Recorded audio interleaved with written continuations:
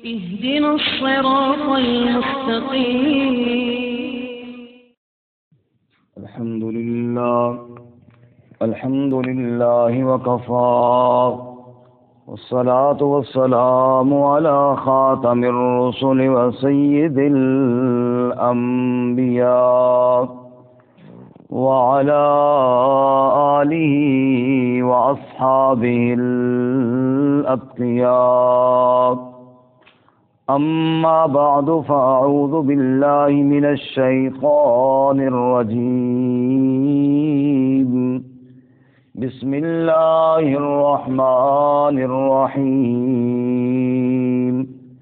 لا تحرك به لسانك لتعجل به إن علينا جمعه وقرآنه فإذا قرأناه فاتبع قرآنه ثم إن علينا بيانه. لا تحرك به لسانك لتعجل به، نہ حرکت دیجیے اس کے ساتھ اپنی زبان کو تاکہ جلدی یاد کریں آپ اس کو. ان علینا جمعہ وقرآنہ، بے شک ہم پر ہے اس کا جمع کرنا اور اس کا پڑھنا. فَإِذَا قَرَأْنَاهُ فَاتَّبِعْ قُرْآنَهُ، پس جب ہم پڑھیں اس کو تو آپ اتباع کریں اس پڑھنے کی. ثُمَّ إِنَّ عَلَيْنَا بَيَانَهُ، پھر بے شک ہم پر ہی لازم ہے اس کا بیان کرنا. سبحان ربک رب العزت عما یصفون وسلام علی المرسلین والحمد للہ رب العالمین. اللهم صل على محمد وعلى آل محمد كما صليت على إبراهيم وعلى آل إبراهيم إنك حميد مجيد. اللهم بارك على محمد وعلى آل محمد كما باركت على إبراهيم وعلى آل إبراهيم إنك حميد مجيد. معزز سامعین، سورۃ القیامہ آیت نمبر 16 سے لے کر 19 تک آپ کے سامنے تلاوت کی ہیں. اللہ رب العزت ان کے مطابق صحیح بیان کی توفیق عطا فرمائے. آمین. اور ہمیں قرآن و سنت پر عمل کرنے کی توفیق عطا فرمائے.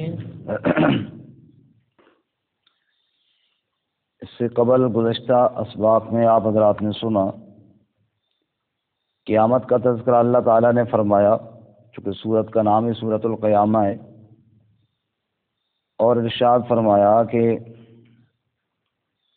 انسان کی ہڈیوں کو جوڑنے پر اللہ تعالیٰ کو قدرت ہے، اور جب قیامت کا دن قائم ہوگا تو انسان پوچھے گا کیا کوئی بھاگنے کی راہ ہو، بھاگنے کا راستہ ہے؟ تو اس دن کوئی بھاگنے کا راستہ نہیں ہوگا، اور انسان کو اس کے اگلے پچھلے تمام اعمال کی خبر دی جائے گی. آج کے سبق میں رسول اللہ صلی اللہ علیہ وسلم سے فرمایا گیا ہے کہ جب قرآن کریم آپ پر نازل ہو تو آپ خاموشی سے سنا کریں اور ساتھ نہ پڑھا کریں، چونکہ جب وحی نازل ہوتی تو قرآن کریم کا ایک بہت بڑا بوجھ ہوتا. خود اللہ تعالیٰ قرآن کریم میں فرماتے ہیں انا سنلقی علیک قولا ثقیلا. ثقیل کہتے ہیں بڑی وزنی اور بھاری چیز کو، کہ ہم نے آپ پر کوئی معمولی چیز نہیں نازل کی، ہم جو آپ پر نازل کر رہے ہیں کلام قولا ثقیلا، یہ بڑا وزنی، بڑا بھاری اور بہت بڑا کلام ہے، جس کو اللہ نے دوسرے مقام پہ یوں بیان کیا کہ لو انزلنا هذا القرآن على جبل لرأيته خاشعا متصدعا من خشیۃ اللہ. اگر کسی بڑے سے بڑے پہاڑ پر بھی ہم نازل کرتے تو وہ بھی ریزہ ریزہ ہو جاتا. سبحان اللہ. وہ اتنی وزنی کلام اور اتنا بھاری کلام وہ ہم آپ صلی اللہ علیہ وسلم پر نازل کرتے ہیں. تو اب ذمہ داری آپ کی یہ تھی کہ آپ نے اس کو ٹھیک ٹھیک بیان بھی کرنا ہے. اب بیان بندہ ٹھیک ٹھیک اسی کو کر سکتا ہے جس کو پہلے یاد کرے. ابھی ہم نے بیان کرنا ہوتا ہے نا تو رات کو کافی کبھی 2 گھنٹے بھی لگ جاتے ہیں اس کو یاد کرتے کرتے، کیونکہ بڑی ذمہ داری والی بات ہے کہ اللہ کے کلام میں کوئی بندہ ایسی بات کر دے کہ نعوذ باللہ جو تفسیر کے مطابق نہ ہو تو اپنا ٹھکانہ آخرت میں جہنم میں ہے. رسول اللہ صلی اللہ علیہ وسلم نے فرمایا من قال فی القرآن برأیہ فلیتبوأ مقعدہ من النار، جس نے قرآن میں اپنی رائے سے کوئی بات کہہ دی اس کا ٹھکانہ آگ ہے، دوزخ ہے اس کا ٹھکانہ. اللہ ہماری حفاظت فرمائے اور کمی کوتاہی کو اللہ معاف فرمائے. اب ظاہر بات ہے جب بیان کرنا ہو اور بیان بھی ٹھیک ٹھیک کرنا ہو، ایک تو ہوتے نا کوئی عام خطابت، کسی عام جلسے میں بندہ کوئی بات کر رہا ہے جیسے سیاسی جلسہ ہوتا ہے تو اس میں کوئی بات ہو جائے تو وہ تو کوئی مسئلہ نہیں ہے نا. لیکن جب بندہ اللہ کا قرآن بیان کر رہا ہو تو وہاں تو ٹھیک ٹھیک وہی بات کرنی ہے جو اللہ تعالیٰ کا ارشاد ہے، اور اس میں کوئی آگے پیچھے بات ہوئی تو بندہ مجرم ہے اور پکڑا جائے گا.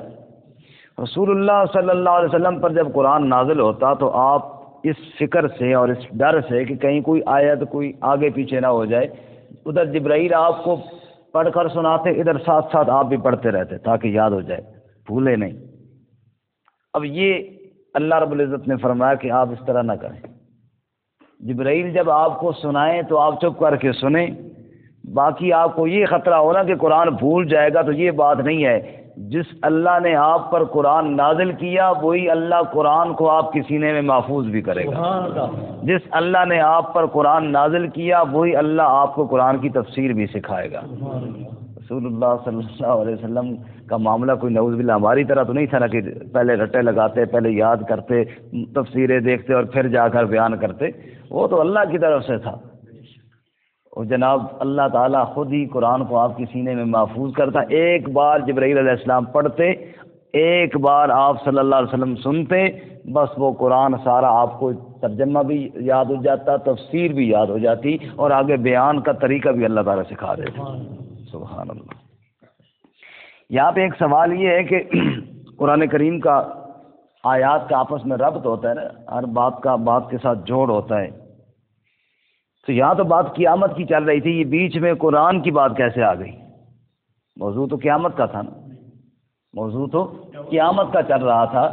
تو یہ قرآن کریم کی اگر یہ بات اگر اللہ تعالیٰ نے کہنی بھی تھی تو کسی اور موقع پہ کہتے جہاں پہ قرآن کریم کی بات چل رہی ہوتی. تو یہ قیامت کے تذکرے کے بیچ میں کیوں کہا؟ مفسرین اس کے 2 جواب دیتے ہیں. ایک جواب تو یہ ہے کہ اس کو جملہ معترضہ کہتے ہیں کہ یہ کلام میں واقع ہوتا رہتا ہے. جملہ معترضہ سے مراد یہ ہے کہ جیسے میں کہہ رہا ہوں ابھی درس قرآن ہو رہا ہے اور بیچ میں کہوں بھائی آپ کو بات سمجھ میں آ رہی ہے نا، اب یہ بات جو ہے یہ اس قرآن کے درس کے ساتھ تعلق نہیں ہے، لیکن اس وقت کی ضرورت ہے. اس وقت کی کیا ہے؟ ایسے یہ بات قیامت سے متعلق تو نہ تھی، لیکن چونکہ ساتھ آپ صلی اللہ علیہ وسلم پڑھ رہے تھے اس لیے ضرورت تھی کہ آپ کو کہا کہ نہیں آپ ٹھہر جائیں، آپ وہ سنیں جو پڑھا جا رہا ہے. اس کو کہتے ہیں جملہ معترضہ.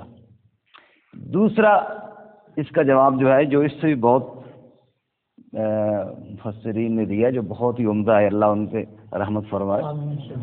فرماتے ہیں قیامت کا موضوع کہ جب قیامت کا دن آئے گا اور بکھری ہوئی ہڈیاں اور بکھرے ہوئے ذرے، کوئی جناب مٹی میں مل گیا اور پھر جناب ہوا نے کروٹ لی اور اس کو اڑا کر کہاں سے کہاں لے گئے، کسی کا کوئی ذرہ کہاں پہ ہے، کوئی کہاں پہ ہے، کوئی کدھر بکھرا کوئی کدھر بکھرا، اور ان سارے ذرات کو اللہ تعالیٰ ایک لمحے میں اکٹھا کر کے جوڑ کر کے انسان کو تیار کر کے اپنے سامنے کھڑا کر لے گا.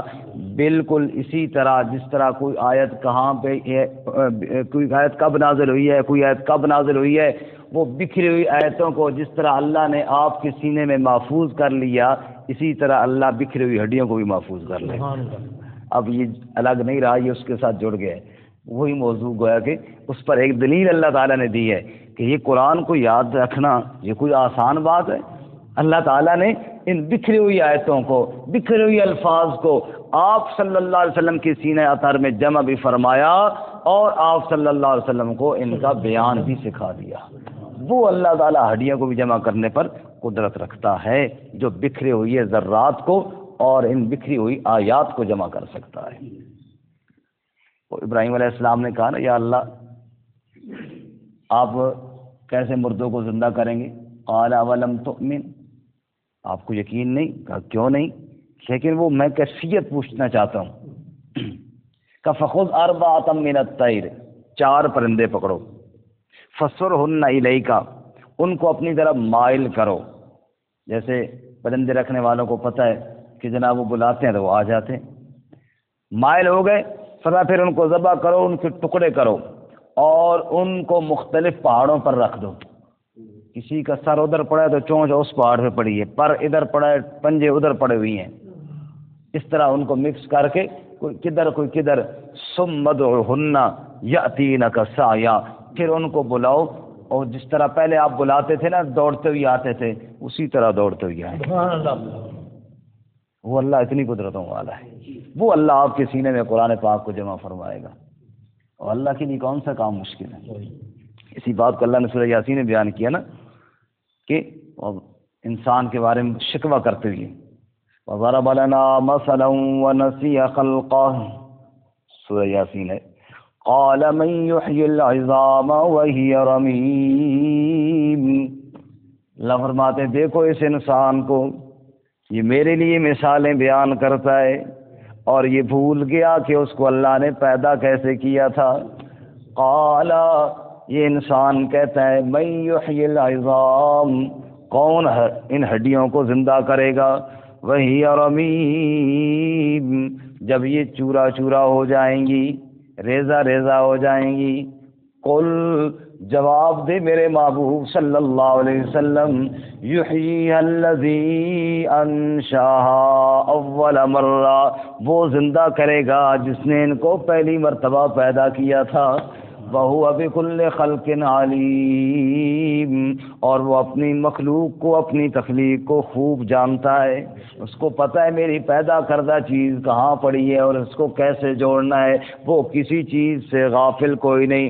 الذی جعل لکم من الشجر الاخضر نارا، وہی اللہ قدرتوں والا ہے جس نے تمہارے لیے سبز درخت سے گرم آگ پیدا کر دی ہے۔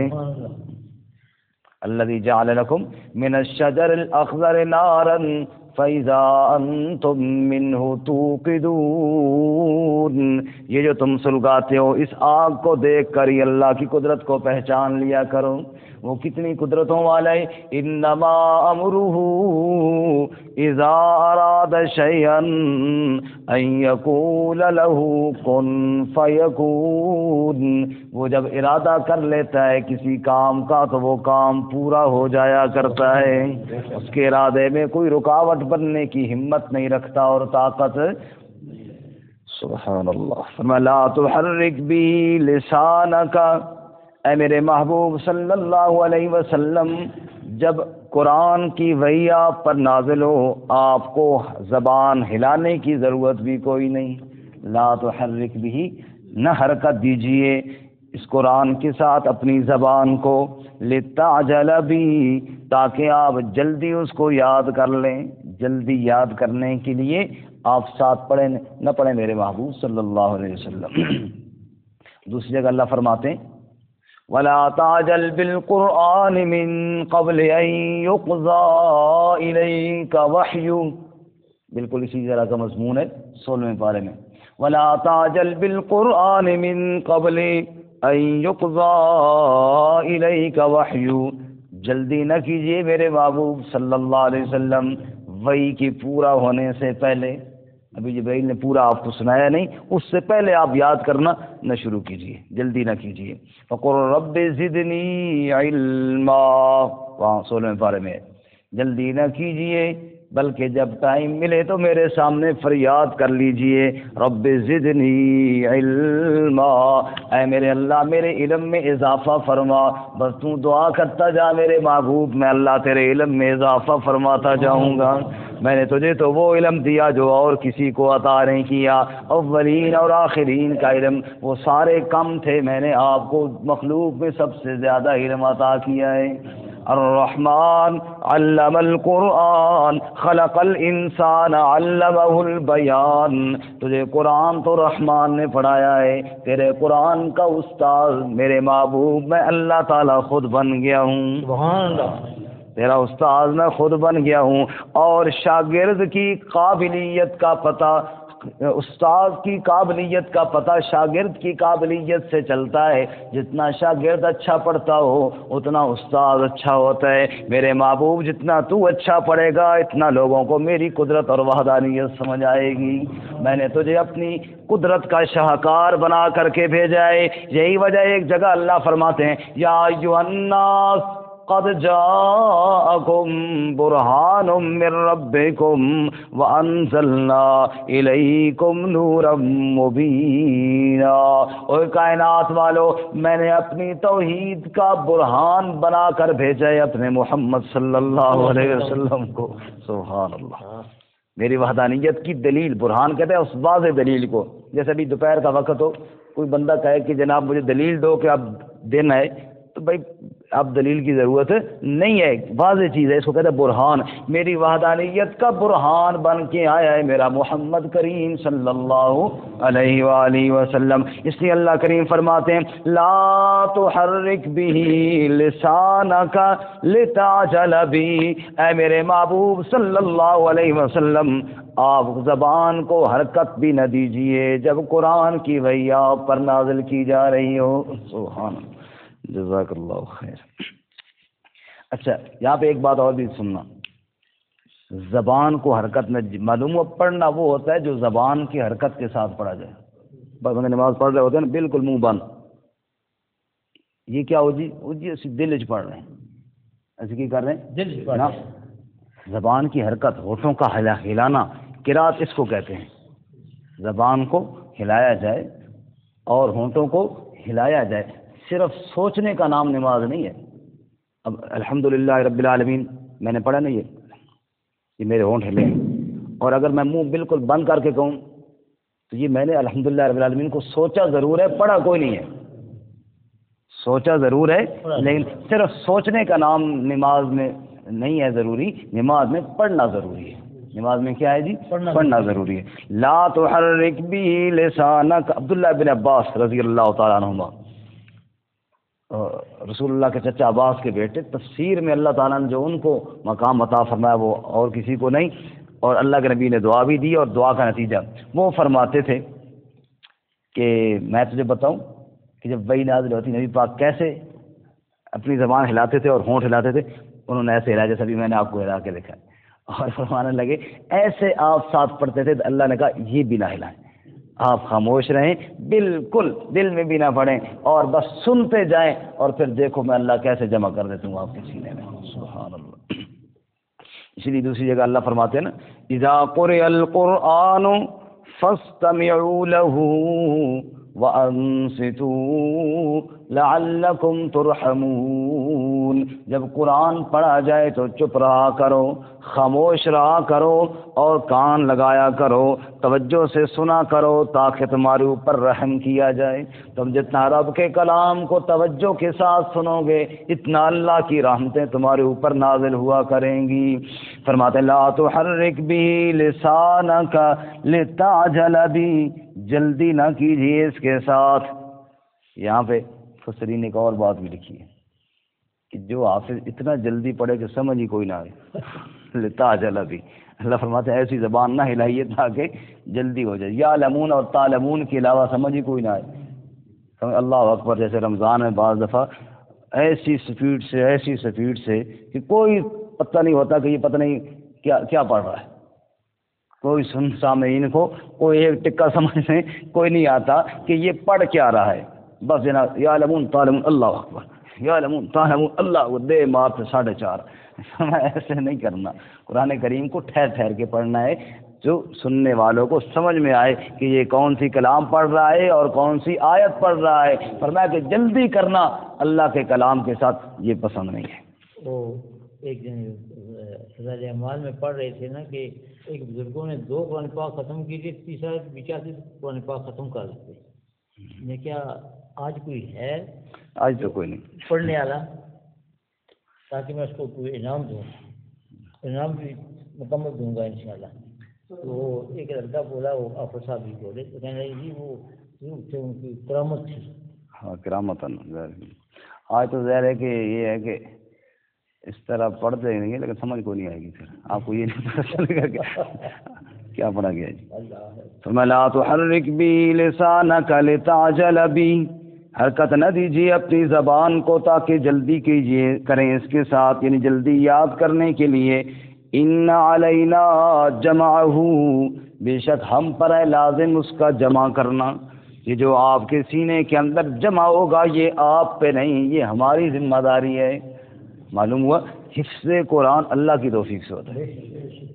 بعض ہمارے پڑھنے والے ہوتے ہیں نا، وہ جلدی یاد کر، ایک دفعہ پڑھتے یاد ہو جاتا ہے، بعض 10 دفعہ پڑھتے ہیں پھر یاد ہوتا ہے، بعض بیچارے کر کے نہیں یاد ہوتا۔ تو ٹھیک ہے، اللہ تعالیٰ کی طرف سے اجر تو ضرور ملے گا، ثواب تو ضرور ملے گا، اب باقی مرضی کس کی ہے؟ اللہ تعالیٰ کی۔ ان علینا جمعہ، ہم پر لازم ہے اس کا جمع کرنا، وقرآن، بھائی 3 منٹ رہتے ہیں، 3 منٹ رہتے ہیں، جلدی سے فرض پڑھ لو جی، فرض پڑھ لیں جلدی سے، فرض پڑھ لینا جلدی سے، 3 منٹ رہتے ہیں۔ ان علینا جمعہ وقرآن، ہم پر لازم ہے اس کا جمع کرنا، اور وقرآن، اس کا آگے پڑھوانا۔ آپ کی سینے میں قرآن کو جمع بھی ہم کریں گے اور قرآن کو آگے پڑھنے کا سلیقہ بھی ہم آپ کو سکھا دیں گے۔ میرے محبوب، جس طرح میں نے نازل کیا اسی طرح آپ کے سینے میں جمع ہو جائے گا، اور اسی طرح آپ آگے لوگوں کو قرآن پڑھ کے بھی سنائیں گے، یہ ہماری ذمہ داری ہوگی۔ فَإِذَا قرأناه، جب ہم قرآن کو پڑھیں، ہم سے مراد جب جبرائیل آپ کو پڑھ کر سنائے، فَاتَّبِعْ قرآن، آپ اتباع کریں قرآن کی، یعنی آپ خاموشی سے قرآن کو سنتے جائیں، جبرائیل پڑھتے جائیں، میرے محمد آپ سنتے جائیں۔ آگے فرماتے ہیں ثُمَّ إِنَّ عَلَيْنَا بَيَانًا، سینے میں جمع کر کے پڑھنا بھی ہم آپ کو سکھائیں گے، آگے قرآن کا بیان اور تفسیر بھی ہم آپ کو سمجھائیں گے۔ سبحان اللہ، سبحان اللہ۔ معلوم ہوا احادیث میں جو قرآن کی تفسیر آئی ہے نا، رسول اللہ صلی اللہ علیہ وسلم نے فرمائی ہے، وہ بھی اللہ کی طرف سے ہے، وہ بھی اللہ کی وحی کی 2 قسمیں ہیں، ایک ہے وحی مطلوب، ایک ہے وحی غیر مطلوب۔ وحی مطلوب اس کو کہتے ہیں جو قرآن پاک ہے، جو الحمد سے شروع ہوا والناس سے مکمل ہوا، یہ سارا وحی مطلوب ہے جس کو اللہ نے پڑھا ہوا ہے، یہ کلام الہی ہے۔ دوسری وہ وحی ہے جو اللہ تعالیٰ نے پڑھ کے تو نہیں، آپ کے سینے کے اندر نازل فرمائی ہے، الہام کیا ہے، آپ صلی اللہ علیہ وسلم نے آگے اس کو پڑھا ہے، اس کو کہتے ہیں وہی غیر مطلوب، جو احادیث رسول ہیں، جو رسول اللہ صلی اللہ علیہ وسلم کے فرامین ہیں، جو آپ صلی اللہ علیہ وسلم نے تفسیر فرمائی ہے، وہ بھی اللہ کی طرف سے ہے، وہ بھی اللہ کی طرف سے۔ آپ اپنی خواہش سے تو کلام کیا ہی نہیں کرتے تھے نا، آپ صلی اللہ علیہ وسلم جو کلام فرمایا کرتے تھے وہ رب کی وحی کے ساتھ کلام فرمایا کرتے تھے۔ ما ینطق عن الہوا ان ہوا الا وحی یوحا، میرے محبوب صلی اللہ علیہ وسلم کبھی خواہش سے اپنے من کی وجہ سے نہیں بولتے، جو بولتے ہیں میری وحی سے بولتے ہیں۔ ثم ان علینا بیانا، ہم نے آپ کو اس کا بیان بھی سکھایا ہے۔ مثال کے طور پہ قرآن پاک میں آیا جی من کان فی ھذہ اعمی فہو فی الآخرۃ اعمی واضل سبیلا، 15ویں سپارے میں، جو اس دنیا میں اندھا ہے وہ آخرت میں بھی اندھا ہوگا، جو اس دنیا میں آخرت میں بھی کیا ہوگا۔ اب اس کا کیا مطلب ہے، جو نابینا وہ عام نابینا ہوگا؟ اللہ کے نبی نے بتایا نہیں، یہ اندھا جو اس دنیا میں ہے اس سے مراد دل کا اندھا، جس نے آیات الہی میں غور نہ کیا، آخرت میں وہ آنکھوں کا اندھا ہو جائے گا، اب یہ تفسیر اللہ کے نبی بیان کر رہے ہیں، ورنہ قرآن کے الفاظ تو یہ نہیں ہے. قرآن کے الفاظ ہے جو ادھر اندھا ہوگا وہ وہاں بھی اندھا ہوگا، لیکن وضاحت اللہ کے رسول صلی اللہ علیہ وسلم کر رہے ہیں. تو جیسے یہ قرآن کے الفاظ درست ہیں ایسے ہی رسول اللہ کی تفسیر بھی درست ہے. جو آپ صلی اللہ علیہ وسلم نے تفسیر فرمائی نا وہ بھی درست ہے. اگر امام ابو حنیفہ رحمۃ اللہ علیہ کا واقعہ یا کسی اور بزرگ کا مجھے اب یہ پورا یاد نہیں ہے، ان کے پاس ایک شخص گیا جو رسول اللہ صلی اللہ علیہ وسلم کی احادیث کا منکر تھا، آپ کی تفسیر کو نہیں مانتا تھا. انہوں نے کہا جی میں نے آپ کے ساتھ بحث کرنی ہے. اتفاق سے وہ ہو گیا نابینا تھا، بعد میں نا اسی نے تھا کوئی پڑھا لکھا لیکن نابینا ہو گیا تھا. او جناب آیا جی میں نے آپ سے بحث کرنی ہے. انہوں نے کہا میں نے آپ سے بحث نہیں کرنی. کیوں نہیں کرنی؟ انہوں نے کہا اس لیے نہیں کرنی تو پکا جہنمی ہے اور جہنمی کے ساتھ بحث کرنے کا فائدہ کوئی نہیں. انہوں نے کہا آپ کو کیسے پتہ؟ اس نے کہا قرآن میں من کان فی ھذی اعمی وفی الآخرۃ اعمی، جو ادھر اندھا ہے وہ وہاں بھی اندھا ہے. تو جہنم میں تو اندھے نہیں ہوں گے نا، جنت میں تو اندھے نہیں ہوں گے نا، وہاں تو بینے ہوں گے، دیکھنے والے ہوں گے. تو اندھا ہے تو نے تو جہنم میں جانا ہے. انہوں نے کہا جی نہیں یہ مطلب نہیں بنا. کہا یہ مطلب نبی پاک دسے نا. پھر سمجھ آئی نا، یہی تو مناظرہ کرنے آیا ہے کہ نبی پاک کی بات نہیں مانتے تو پھر یہ کیوں مانتا ہے؟ یہ کیوں مانتا ہے؟ اگر رسول اللہ صلی اللہ علیہ وسلم کی بات نہیں مانتا تو اندھا ہے یہاں بھی وہاں بھی اندھا ہوگا. یہ ماننا کہ میں دوزخی ہوں پکا. تو پھر انہوں نے کہا جی گال سمجھ آ گئی. میں کہا ماننی پڑے گی. قرآن پاک کا بیان جو رسول اللہ صلی اللہ علیہ وسلم نے کیا ہے اس کو اگر نکال دیں تو قرآن سمجھ میں نہیں آئے گا. اپنے طور پہ ہر بندہ اگر کہے کہ میں خود سمجھ لوں اللہ کے رسول کی ضرورت نہیں، نعوذ باللہ من ذالک، فرمایا ایسے نہیں ہوگا. ثم ان علینا بیانا، ہم نے قرآن بھی دیا، قرآن کا بیان بھی آپ صلی اللہ علیہ وسلم کو دیا ہے اور آپ صلی اللہ علیہ وسلم نے بتایا. اس کی اور کئی مثالیں خود قرآن پاک کے اندر. والمحصنات 5واں پارہ شروع ہو رہا ہے. محصنات، محصنات کا معنی پاک دامن عورتیں، محصنات کا معنی نکاح والی عورتیں. لفظ تو ایک ہی ہے، لفظ تو ایک ہی ہے. تشریح اللہ کے رسول صلی اللہ علیہ وسلم نے فرمائی ہے. اگر اس تشریح کو نکال دیا جائے، اس بیان کو نکال دیا جائے جو آپ صلی اللہ علیہ وسلم نے فرمایا ہے تو قرآن سمجھ میں نہیں آئے گا. فرمایا ہم نے قرآن آپ پر نازل کیا، ہم نے قرآن کا بیان بھی آپ صلی اللہ علیہ وسلم کو سکھایا. اللہ تعالیٰ عمل کی توفیق عطا فرمائے. ترجمہ دوبارہ سنیں. لا تحرک به لسانک لتعجل به، آپ نہ حرکت دیجئے اس کے ساتھ اپنی زبان کو تاکہ جلدی یاد کریں اس کو. ان علینا جمعہ وقرآن، بے شک ہم پر لازم ہے اس کا جمع کرنا اور اس کا پڑھنا، یعنی آپ سے پڑھوانا.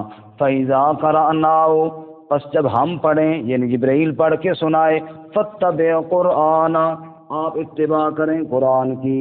ثُمَّ إِنَّ عَلَيْنَا بَيَانًا، پھر بے شک ہم پر ہی لازم ہے اس کا بیان کروا دینا.